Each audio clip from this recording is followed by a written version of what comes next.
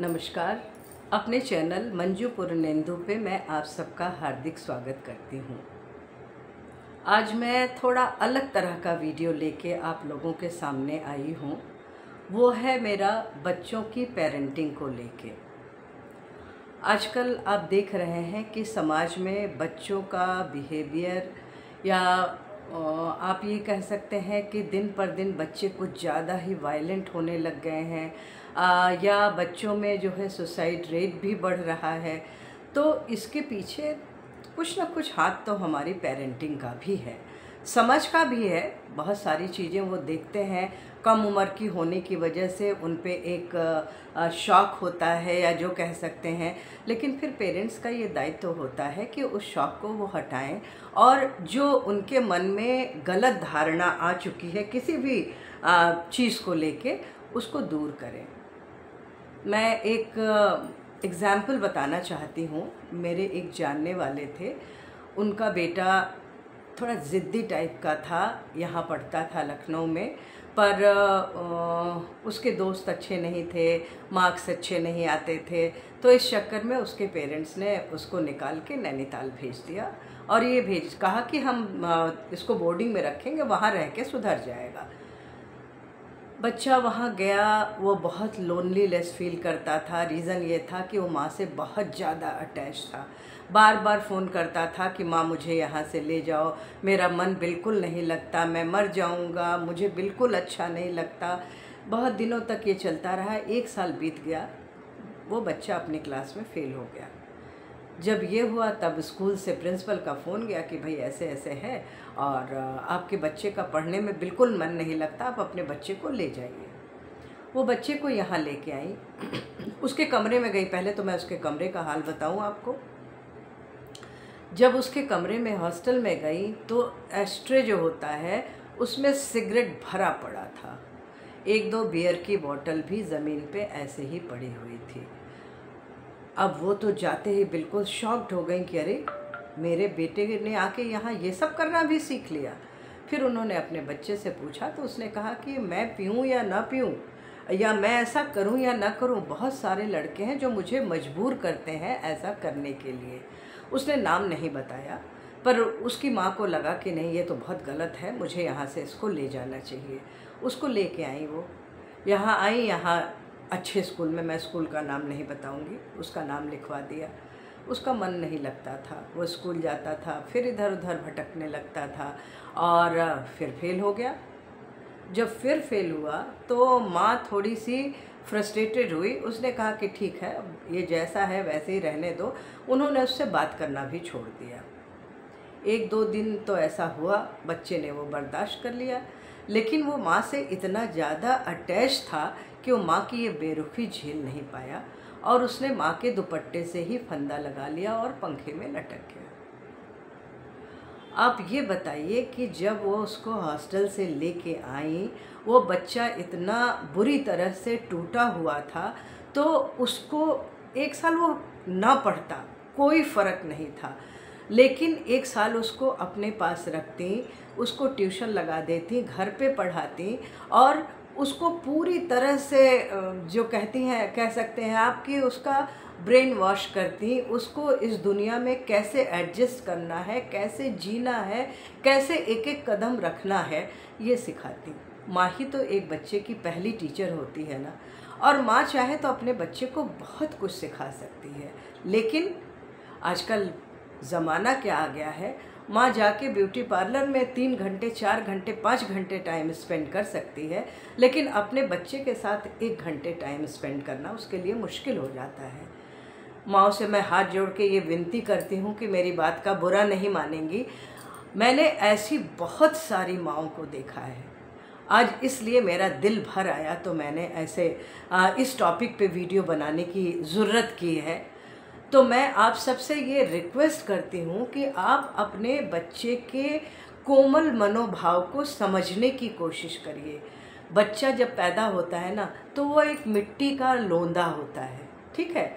उसको तराशना, निखारना, उसको सांचे में ढालना माँ का दायित्व होता है।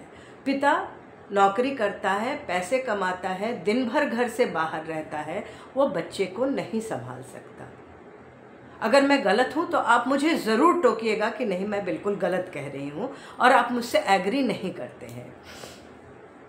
आज समय बदल गया है, मैं मानती हूँ कि मदर भी जॉब करती है, उसके लिए भी बहुत मुश्किल हो जाता है ऐसे में दोनों चीज़ों को संभालना।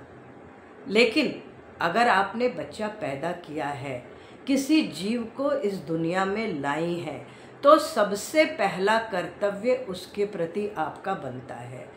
उसको शराबी, जुआरी या डिप्रेशन का मरीज़ नहीं बनाना है आपको।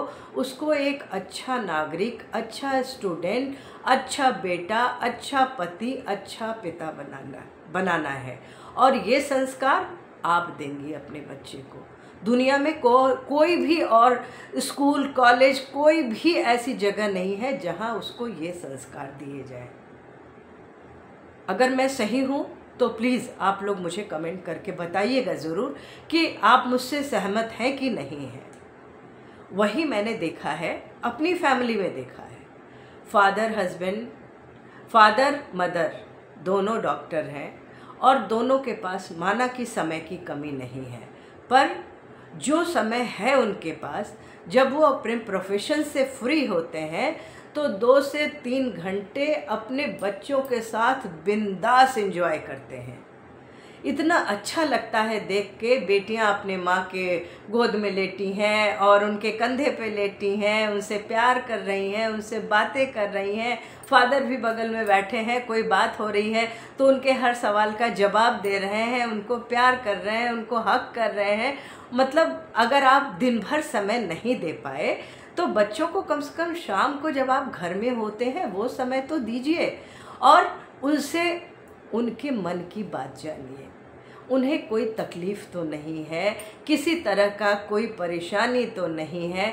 स्कूल में बच्चों के साथ, टीचर के साथ, बस में, बस ड्राइवर के साथ, बस कंडक्टर के साथ, या जिस व्हीकल में वो जाती हैं उसमें कोई प्रॉब्लम तो नहीं आ रही है। बहुत सारी चीज़ें बच्चों को भी फेस करनी पड़ती हैं। ये आप न सोचिएगा कि बच्चों को आपने तैयार किया और गाड़ी में बिठाया, उनको विदा कर दिया और वो बिल्कुल खुश, ऐसा नहीं है। बहुत बार बच्चों को ही टॉर्चर करते हैं बस में या रास्ते में या स्कूल में, तो आपको अपने बच्चों की खोज खबर भी लेते रहना पड़ेगा। आपको कभी कभी अपने जॉब से छुट्टी भी लेनी पड़ेगी और जाके प्रिंसिपल से, टीचर से बात करना पड़ेगा कि मेरे बेटे से आप लोगों को कोई प्रॉब्लम तो नहीं है, या मेरे बेटे को कोई प्रॉब्लम थी तो क्या आप लोगों ने उसको सॉल्व किया। ये बताइए, आपके अलावा इसको और कौन पूछेगा। या तो फादर पूछ सकते हैं या मदर पूछ सकती हैं, कोई थर्ड पर्सन तो नहीं आएगा ना पूछने के लिए। तो या तो आपके हस्बैंड और या फिर आप कम से कम महीने में 2 बार टाइम निकालिए और बच्चों के स्कूल जाइए, उनकी सारी दिनचर्या, उनकी स्कूलिंग, उनकी पढ़ाई और सारी जो भी उनको स्कूल में प्रॉब्लम फेस करना पड़ रहा है, सारी चीज़ों के बारे में फुल इन्फॉर्मेशन आपके पास होनी चाहिए। और आपको अपने बच्चे से भी डेली बात करना चाहिए। कोई ऐसी प्रॉब्लम है तो उनकी काउंसलिंग करनी चाहिए, और अगर उससे भी वो नहीं सेटिस्फाई हो रहे हैं तब आपको स्कूल जाना चाहिए, प्रिंसिपल और टीचर से बात करना चाहिए और उनकी समस्या का समाधान ढूंढना चाहिए। देखिए, बच्चा बड़ा भावुक, बहुत कोमल, बहुत नाजुक होता है। अगर बार बार उसको हर्ट किया जाता है ना, तो वो थोड़ा सा क्रूएल टाइप का होने लगता है, या आप एरोगेंट कह सकती हैं उसको। तो अपने बच्चे को ऐसा मत होने दीजिए, उसके अंदर का भोलापन बनाए रखिए। आप देखिए, अगर आपका बच्चा वैसा मैं थोड़ा इमोशनल हो गई थी, सॉरी इसके लिए, क्योंकि मुझे बच्चे बहुत प्यारे हैं। मुझे अपना बच्चा भी बहुत प्यारा है और मुझे सारे बच्चे बहुत अच्छे लगते हैं। तो कभी कभी मैं थोड़ा सा इमोशनल हो जाती हूँ उस चीज़ को लेके, तो उसको आप लोग अदरवाइज़ मत लीजिएगा।